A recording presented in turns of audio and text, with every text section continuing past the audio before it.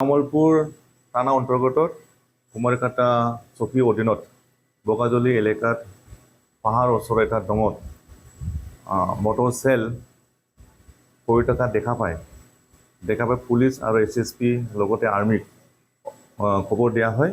সেইমতে police army লগে লগে ঘটনাস্থলীত উপস্থিত হয় আৰু লগতে আৰ্মিও উপস্থিত হয়। সেই টাইমৰ আৰ্মিৰ যোনটো বুম এক্সপাৰ্ট সিহঁতে উদ্ধাৰ কৰি কিনি সিহঁতে পৰীক্ষা চাই কিনে প্ৰাথমিক পৰীক্ষা কৰা হয়। পিছত লগে লগে আমি সিহঁতে কোৱা মতে যোনটো মটৰ চেল আছিলে এইটো নিষ্ক্ৰিয়ভাৱে আছিলে।